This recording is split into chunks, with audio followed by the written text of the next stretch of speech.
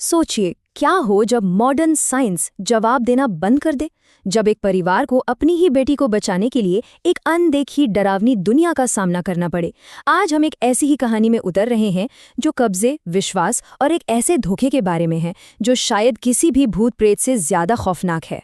कहानी की शुरुआत इन बेचैन कर देने वाले शब्दों से होती है, लेकिन ये शब्द किसके लिए है और इनका असली मतलब क्या है? ये एक ऐसा ट्विस्ट है जिसका खुलासा कहानी के बिल्कुल आखिर में होगा, तो साथ बने रहिएगा। तो चलिए कहानी की शुरुआत करते हैं। कहानी है अंशिका शर्मा की, दिल्ली के एक शानदार अपार्टमेंट में रहने वाली एक नौजवान लड़की, जिसकी जिंदगी बिल्कुल परफेक्ट चल रही थी। पर फिर एक दिन सब कुछ बदल गया।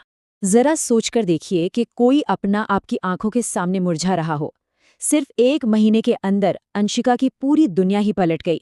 एक मामूली सा बुखार एक ऐसी रहस्यमय बीमारी बन गई जिसके सामने बड़े बड़े डॉक्टर भी हैरान थे, और परिवार पूरी तरह टूट चुका था। वो अपने ही बिस्तर पर एक जिंदा लाश बन चुकी थी। पर असली खौफ वो तो रात के अंधेरे में शुरू होता था। परिवार की जो थोड़ी बहुत उम्मीद बची थी वो भी डर में बदल गई जब अंशिका हिंसक और अजीब हरकतें करने लगी। और सबसे अजीब बात ये थी कि घर में पूजा पाठ करवाने से उसकी हालत सुधरने के बजाय और ज्यादा बिगड़ रही थी। तो अब देखिए सिचुएशन क्या थी। एक तरफ थे डॉक्टर्स जिनका मानना था कि ये एक तरह का मेंटल ब्रेकडाउन है और अंशिका को मेंटल असाइलम भेज देना चाहिए, और दूसरी तरफ थे उसके माँ बाप जो ये मानने को तैयार ही नहीं थे। उनका दिल कह रहा था कि मामला कुछ और ही है। और ठीक यहीं जब साइंस ने हाथ खड़े कर दिए, कहानी एक ऐसा मोड़ लेती है जिसकी किसी ने उम्मीद नहीं की थी। अब ये कोई मेडिकल मिस्ट्री नहीं, बल्कि एक सुपर नेचुरल हॉरर स्टोरी बनने वाली थी। और इसकी वजह थी घर में एक ऐसी रिश्तेदार का आना जो इस अनदेखी दुनिया के राज जानती थीं। कमला बुआ वो गांव की थीं और इन सब बातों को आत्माओं और लोक कथाओं को गहराई से समझती थीं। उन्होंने अंशिका के कमरे में कदम रखते ही एक पल में ही पहचान लिया कि ये कोई आम बीमारी नहीं है। उन्हें वहां एक बहुत भारी नेगेटिव एनर्जी महसूस हुई जिसे साइंस समझा नहीं सकता। और जब उन्हें पता चला कि अंशिका की ये हालत उत्तराखंड की एक ऑफिस ट्रिप के बाद शुरू हुई, तो उन्होंने जो बताया उसे सुनकर सबके होश उड़ गए। उन्होंने कहा कि अंशिका पर मसान का साया है। ये भटकती हुई आत्माओं का एक बहुत खतरनाक रूप होता है जो अक्सर सुनसान जगहों पर इंसानों को अपना शिकार बना लेता है। ये कोई सलाह नहीं थी, ये एक सीधी सीधी चेतावनी थी। अब ये वक्त के खिलाफ एक दौड़ थी, और इसका हल वापस उन्हीं पहाड़ों में था जहां से ये सारी मुसीबत शुरू हुई थी। तो बस इसके बाद जो शुरू हुआ वो था डर के दिल में एक सफर, अंशिका की जान बचाने के लिए एक बहुत ही खतरनाक यात्रा। आप सोचिए वो सफर कैसा रहा होगा। वो कोई नॉर्मल रोड ट्रिप नहीं थी, वो तो एक चलता फिरता नर्क बन गई थी। अंशिका के अंदर जो भी शक्ति थी वो पूरी ताकत से बाहर आने की कोशिश कर रही थी, और उस कार को एक डरावने कैदखाने में बदल दिया था। और उनकी मंजिल वो कोई सुकून देने वाली जगह नहीं थी, बल्कि जंगल के बीचों बीच एक ऐसा पुराना डरावना मंदिर था जिसे खास तौर पर मसान देवता के लिए ही बनाया गया था। वहां की हवा में ही एक अजीब सी ठंडक और खौफ था। तो अब हम पहुंच चुके हैं कहानी के क्लाइमैक्स पर। इसी मंदिर में असली टकराव होना था, आत्मा और इंसान के बीच। वहां के जो पुजारी थे, जो बाबा थे, उन्होंने अंशिका को देखते ही एक ही नज़र में परिवार के सबसे बड़े डर पर मुहर लगा दी। उन्होंने बताया कि ये कोई मामूली मसान नहीं, बल्कि एक बहुत ताकतवर प्रेत है।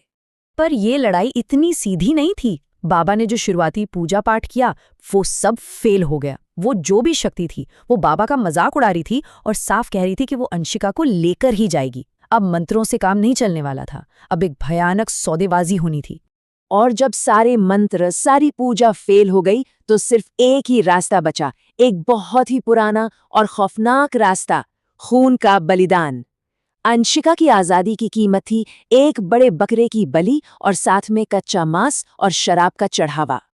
और जो सीन इसके बाद हुआ वो रोंगटे खड़े कर देने वाला था। जैसे ही वो चढ़ावा सामने रखा गया, अंशिका, या कहिए कि उसके अंदर जो भी था, उसने कच्चे मांस को जानवरों की तरह नोचना शुरू कर दिया, और इसके फौरन बाद वो बेहोश होकर गिर पड़ी। आखिरकार आजाद।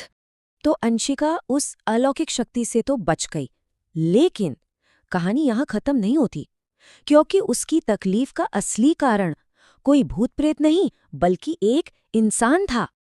अब जब सब कुछ शांत हो गया, अंशिका धीरे धीरे ठीक हो रही थी, तो उसकी माँ के दिमाग में एक ही सवाल बार बार घूम रहा था। आखिर ये सब हुआ कैसे? उस उत्तराखंड की ट्रिप पर ऐसा क्या हुआ था? और जब अंशिका को धीरे धीरे सब याद आया, तो एक ऐसे धोखे का पर्दा उठा जिस पर यकीन करना मुश्किल था। उसे याद आया कि कैसे उसकी कलीग, उसकी दोस्त प्रेरणा, फोटो खींचने के बहाने उसे जंगल के एक ऐसे हिस्से में ले गई थी जहां जाना सख्त मना था, और फिर उसे वहां अकेला छोड़कर गायब हो गई। जब प्रेरणा से सामना हुआ तो उसने जो कहा वो किसी भी मसान के साये से ज्यादा डरावना था। उसने सब कुछ कबूल कर लिया। तो वजह क्या थी?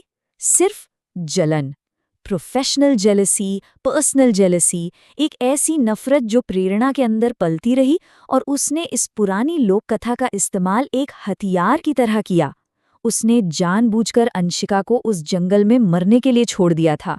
अब देखिए, कानून की किताबों में भूतों का तो जिक्र नहीं है, लेकिन किसी को जानबूझकर नुकसान पहुंचाने का जरूर है। अंशिका ने समझदारी दिखाते हुए प्रेरणा का कबूलनामा रिकॉर्ड कर लिया था, और इसी वजह से प्रेरणा को अपनी करनी का फल मिला। तो आखिर में ये कहानी हमें एक बहुत ही परेशान करने वाले सवाल के साथ छोड़ जाती है।